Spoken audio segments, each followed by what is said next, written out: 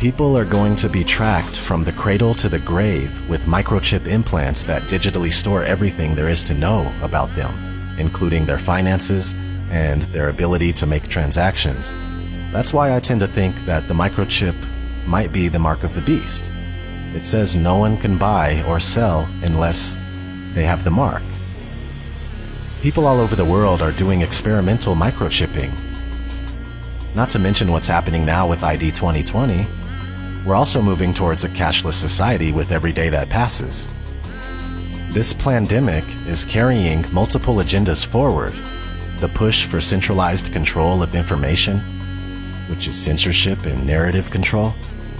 The cashless agenda forming out of the economic crash taking place right now, and the fear of passing germs through the use of physical money. Martial law quarantines, mandatory vaccination, and digital identification via microchipping. This situation is the biggest show of force and seizure of power that anyone alive today has ever seen in their lifetime. This is very serious. Life is not going back to normal ever again.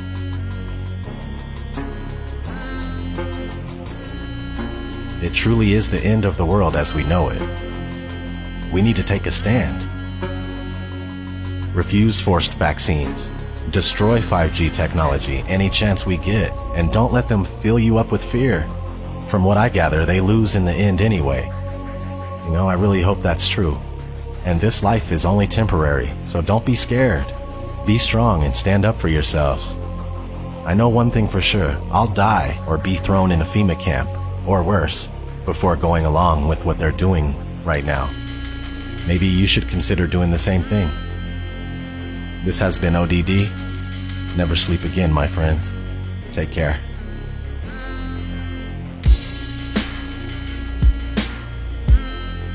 So this is where the microchip implant story begins. You will be chipped, it's just a matter of time. A small firm recently embedded microchips in their employees as a way to bypass company badges and corporate logons and to get attention for their cafeteria kiosks, which are available on a cashless payment plan like Apple Pay. The latest office innovation is a microchip implanted in the skin and designed to replace the traditional keypad for opening doors, using the copier, even buying food in the cafeteria. Employees at a vending company are going from the assembly line to front of the pack to get microchipped. Do you think this is the future? It is the future, and we look at this as being responsible. The implant, which has been FDA approved, is the size of a grain of rice and is injected under the skin between the thumb and index finger by a licensed piercer. I think it's the wave of the future, that we'll all have implanted chips that have our medical records. So you would do it? Sure. Okay. You're carrying around a phone anyway. This is a microchipping party. Hannah's getting an electronic chip implanted into her hand. So congratulations, Hannah. Thank you. You've been chipped? Yes, I have. How does it feel? It feels good. I'm excited to see what I'll be able to do now. Can I touch it? Yeah, you can feel it there. I feel like this is the future. It's the next big thing that's going to happen. A tiny microchip like this inserted just beneath the skin in their hands.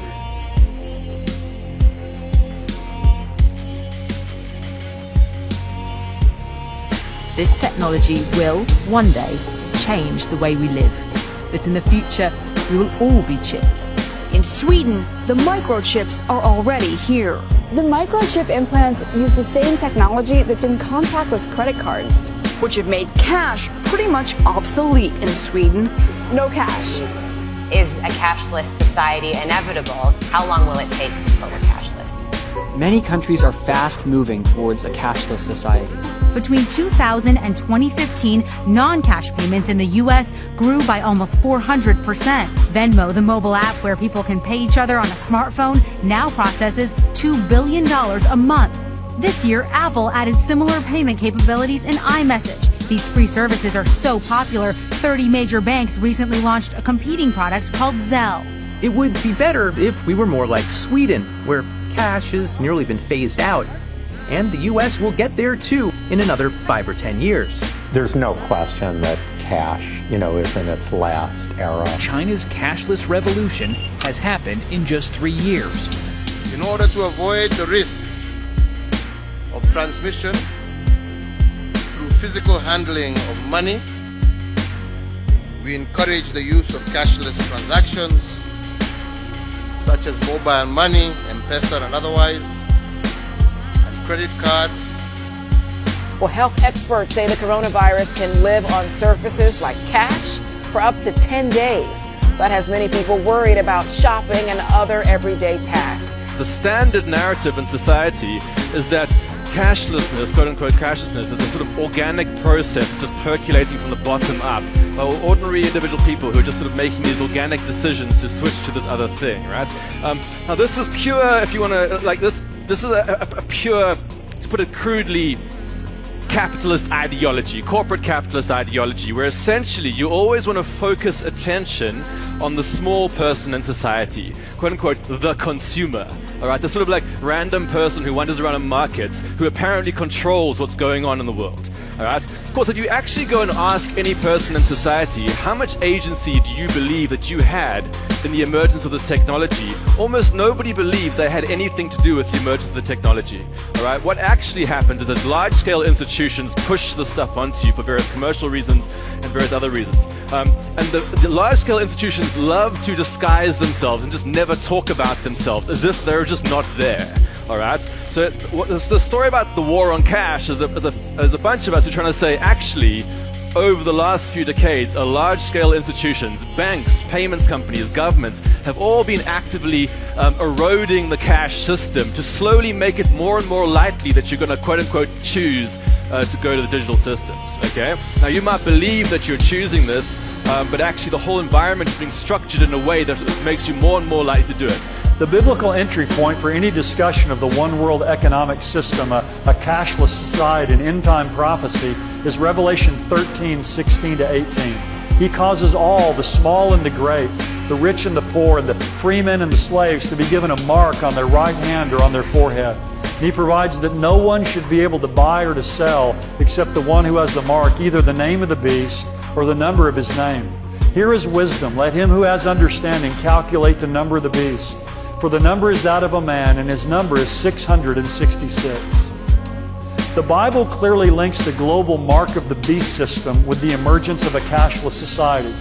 One world government, a new global economy ruled by one man is coming. A banking overlord is coming.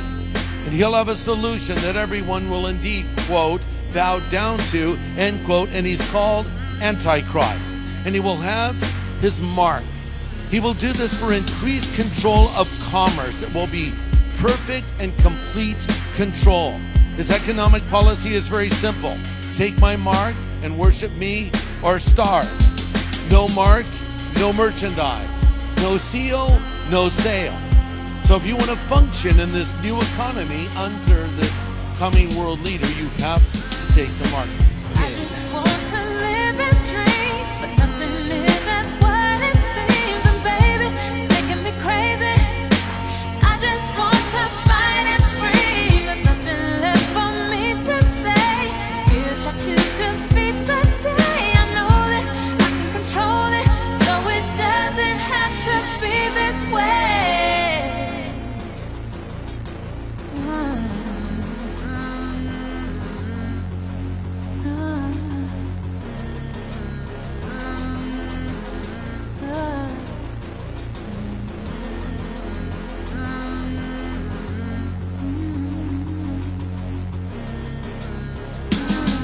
I refuse to just go quietly into the night. There's forces of darkness at work and they're restricting the light.